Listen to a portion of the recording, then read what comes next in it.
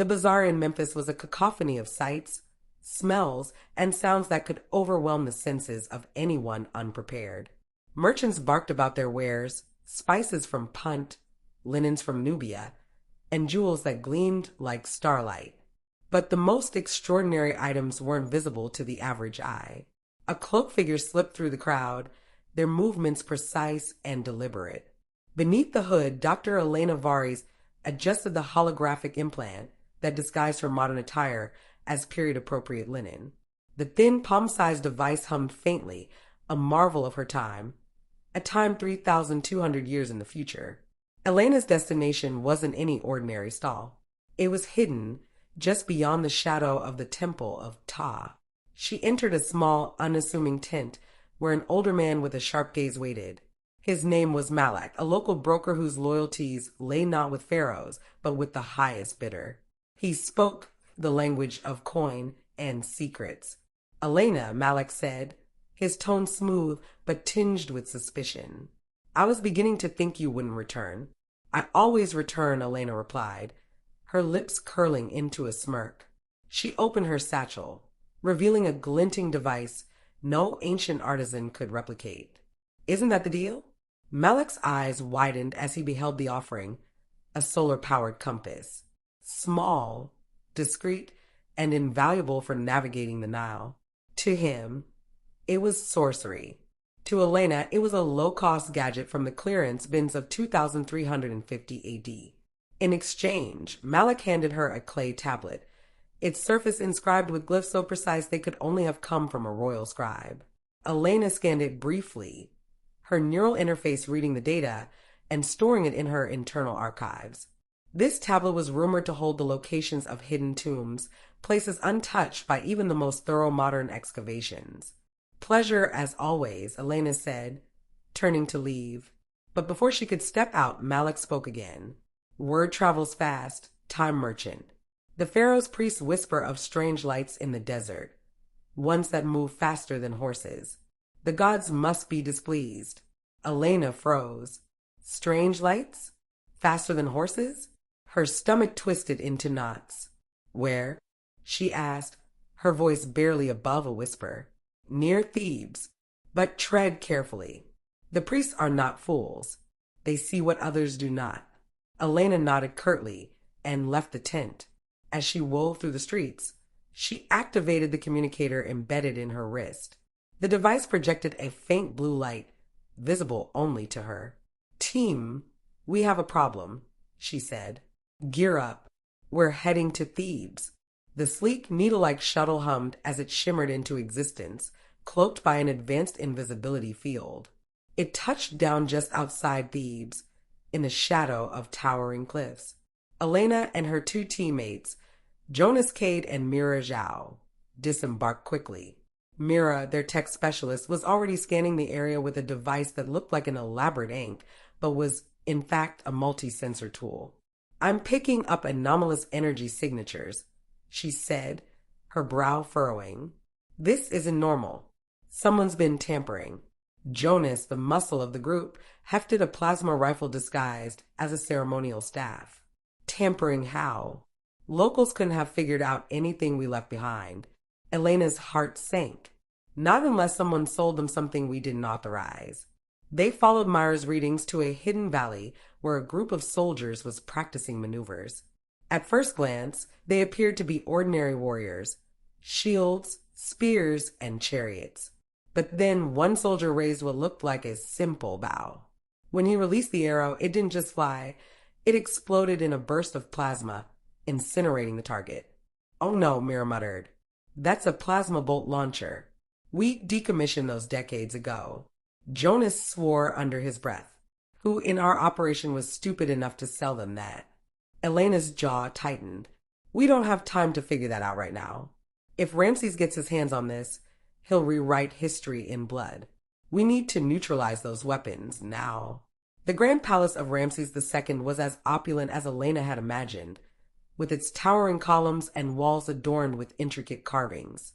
What she hadn't imagined was the sight of the pharaoh himself inspecting a futuristic energy shield generator. Ramses was a towering figure, his presence commanding even without the elaborate headdress. He turned the device over in his hands, his eyes gleaming with curiosity and ambition. "This is no gift from the gods," he mused aloud. "This is power." Elena, hidden among the courtiers, felt a chill run down her spine. The pharaoh's ambition had always been a driving force behind his success, but now it was coupled with technology that could accelerate his conquest beyond imagination. From her concealed position, Elena activated a tiny drone disguised as a scarab beetle. The drone flitted through the air, transmitting images back to Mira and Jonas, who were stationed outside the palace. "Confirmed," Myra's voice crackled in Elena's earpiece. "That's one of ours. Looks like it was traded through secondary channels." Jonas chimed in. "How do we handle this? Infiltrate and extract?" "No," Elena whispered. "We're going to have to do something more drastic." Elena's team had always known there were risks to trading with the past. The protocols were clear. Ensure no technology remained that could disrupt the timeline. If a breach occurred, the reset gambit was the last resort. A plan so dangerous it could erase not just their current timeline, but their very existence. "Are you sure about this?" Jonas asked as they regrouped in the shadows outside the palace. "No," Elena admitted. "But do we have a choice?" Mira handed her a small device, no larger than a pebble. It was a temporal destabilizer, a tool designed to send a targeted area back to a clean slate state, effectively erasing any timeline contamination. "We plant this in the main armory," Mira explained. "Once activated, it'll create a localized reset. Everything Ramses has acquired will disappear." "And if it malfunctions?" Jonas asked. "We disappear," Mira said bluntly. Elena swallowed hard. "Then let's make sure it doesn't." Under the cover of night, Elena and her team moved like shadows through the palace. Guards patrolled the corridors, their advanced weapons gleaming ominously in the torchlight. But Elena's team had the advantage of experience and a few futuristic tricks. Mira used a small EMP device to disable the guards' weapons temporarily, while Jonas incapacitated them with precision strikes. Elena led the way, her mind focused solely on reaching the armory. When they arrived, the sight was worse than they had imagined. Racks of plasma bolt launchers, energy shields, and even prototype hover chariots filled the massive chamber. If this arsenal made it into Ramses' hands, history as they knew it would unravel. Elena placed the destabilizer in the center of the room, her fingers trembling as she activated it. The device emitted a soft hum, its tiny lights pulsing in sequence. 2 minutes, Mira said, checking her timer. "We need to move." As they retreated, an alarm blared. The pharaoh's soldiers poured into the corridors, their weapons blazing. Jonas held them off with his plasma rifle, while Mira used a holographic projector to create decoys.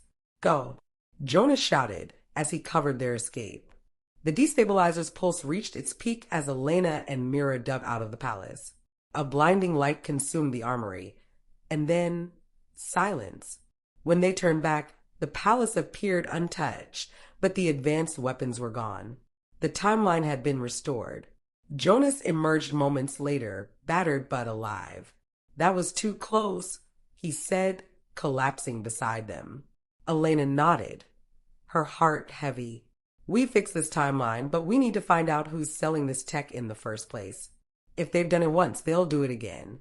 As the team returned to their shuttle, the weight of their actions pressed down on them. They had saved history, but at what cost? The reset gambit was a tool of last resort, and it had only bought them time.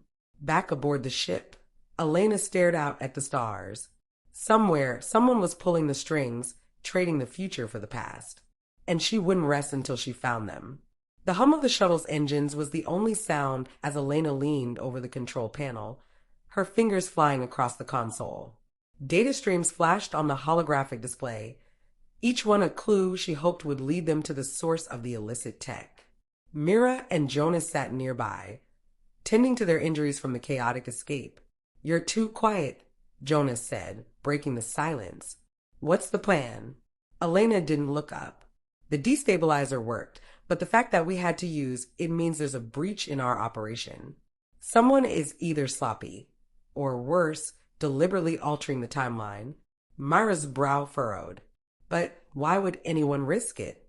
Messing with the past like this could destroy everything. No one's that reckless. Or they are, Jonas said grimly, if the payoff's big enough. Elena turned to face them, her expression resolute. We're not going back to HQ yet. We need to trace the tech to its source. If we don't stop this at the root, there's no telling how many more breaches we'll face. Mira hesitated. Elena, if HQ finds out we delayed our return. They'll find out when we have answers, Elena interrupted. Not before. The first step was to review the black market records. Although their dealings in the ancient world were highly secretive, there were always patterns. Who traded what, where, and when. Elena pulled up a map of known temporal trade points and overlaid it with recent anomalous activity. Here, she said, pointing to a cluster of dots. Thebes was just one site. There's been similar activity near Babylon, Mycenae, and Carthage. Someone spreading advanced tech across multiple ancient civilizations. Jonas leaned over the map. That's not random. Those are key power centers. If someone's trying to rewrite history, they're aiming to reshape the ancient world's balance of power. Myra's fingers flew across her portable console. I'm cross-referencing trade records with known black market brokers. Malik's name pops up again and again, but he's small time. Someone bigger is supplying him. Elena's jaw tightened. Who? Mira hesitated, then brought up a name. Victor Armand. A rogue time merchant who had disappeared 2 years ago after being expelled from the program for illegal trades. Jonas let out a low whistle. Victor. Of course. He's got the knowledge and the arrogance to pull this off. And he's been busy, Mira added, highlighting a timeline projection. If he continues unchecked, within a decade, Ramses could have conquered Mesopotamia, and Babylon would collapse. By the time our present rolls around, history will be unrecognizable. The team recalibrated their shuttle's temporal navigation system, setting course for Babylon circa 1750 BCE. If Victor was funneling tech to ancient rulers, Hammurabi's kingdom would be a logical next target. The shuttle materialized outside the sprawling city of Babylon, its towering ziggurat casting a shadow over the fertile plains. The air buzzed with the sounds of a thriving metropolis, markets, workshops, and the rhythmic chants of priests. Elena, Mira, and Jonas donned their disguises and made their way into the city. The contrast between the grandeur of the ziggurat and the bustling chaos of the streets was striking. Merchants peddled wares, scribes documented trades, and soldiers marched in disciplined formations. The team's objective was a clandestine meeting with a local contact who had been unwittingly tracking Victor's activities. The contact was a metallurgist named Amaru, whose workshop doubled as a haven for secrets. Amaru greeted them cautiously, his dark eyes scanning the street before ushering them inside.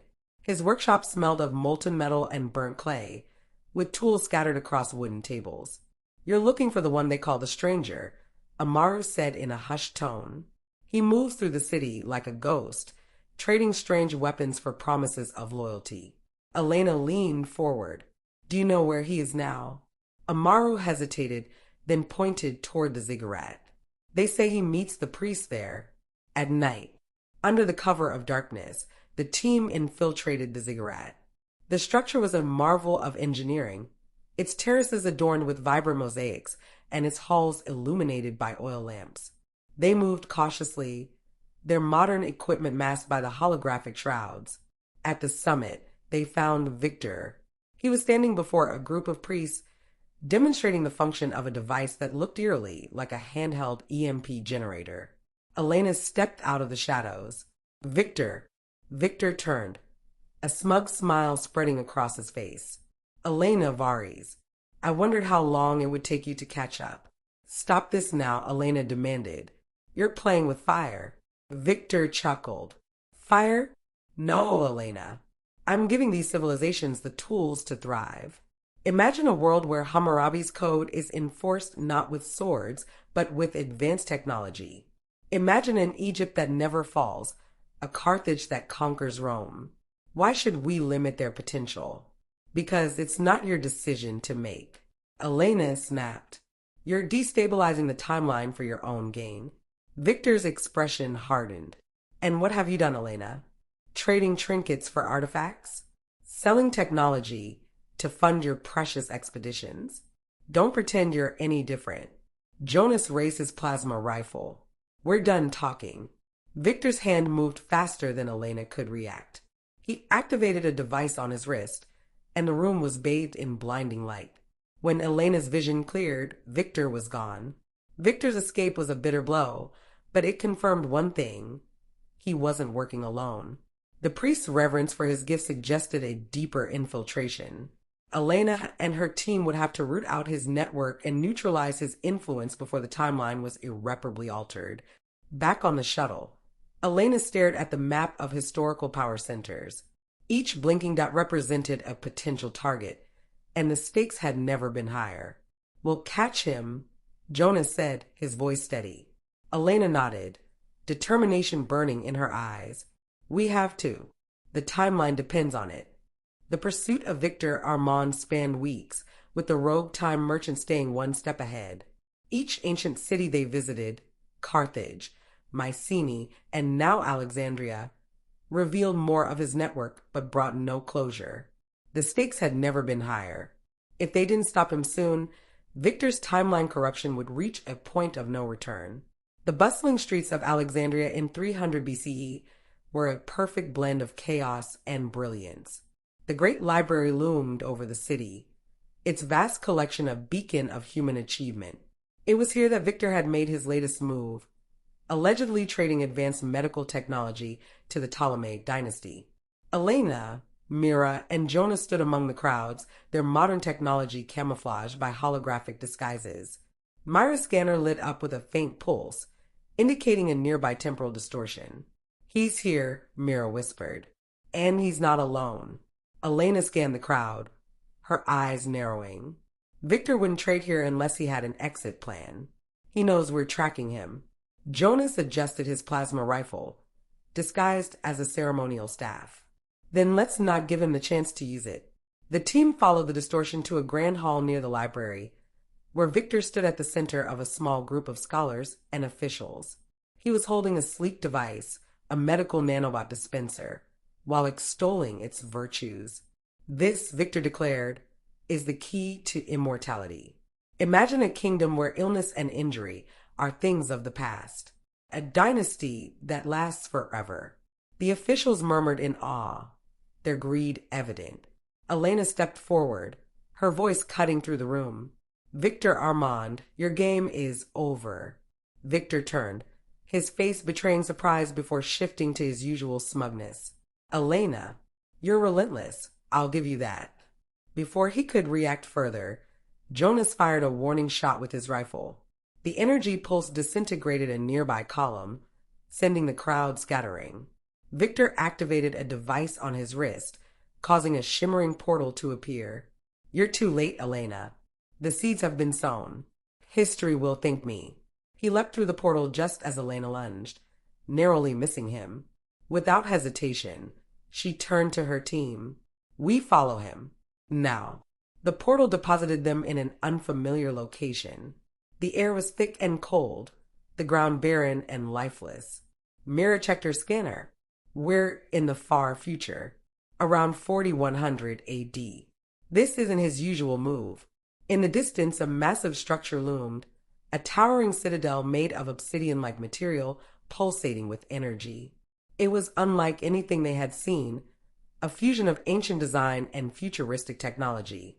As they approached, Victor's voice echoed from above. Welcome to the future, my friends. Do you like what I've built? Elena spotted him standing on a high platform, flanked by drones and guards armed with hybrid weapons. Ancient in form, futuristic in function. He looked triumphant. This is the culmination of my work, Victor continued. A civilization that transcends time itself. No borders, no wars, no weakness. Built on lies and stolen time. Elena shot back. You've broken every rule, destabilized countless lives. This ends now. Victor laughed. Ends? Elena, you're in my domain now. The drones descended, firing beams of energy. Mira scrambled to deploy a protective shield while Jonas retaliated with precise shots from his rifle. Elena, meanwhile, activated her stealth field and slipped through the chaos, determined to reach Victor. As Elena reached the platform, she confronted Victor directly. He held a temporal anchor, the device stabilizing the corrupted timeline he'd created. "You don't understand, Elena," Victor said, almost pleading. "This isn't destruction, it's evolution. We can shape the past to ensure a better future." "At what cost?" Elena snapped. "You've erased lives, rewritten legacies, and created chaos. This isn't evolution. It's arrogance." Victor hesitated, his grip on the anchor tightening. "You could join me.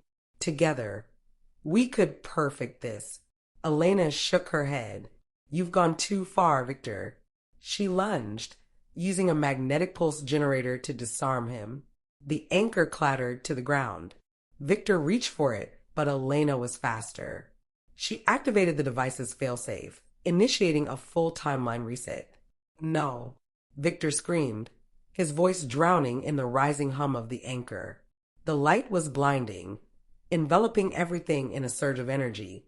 When Elena opened her eyes, she was back in the Memphis bazaar. The air was warm, filled with the familiar sounds of merchants and traders. Mira and Jonas appeared beside her, disoriented but alive. "Did it work?" Jonas asked.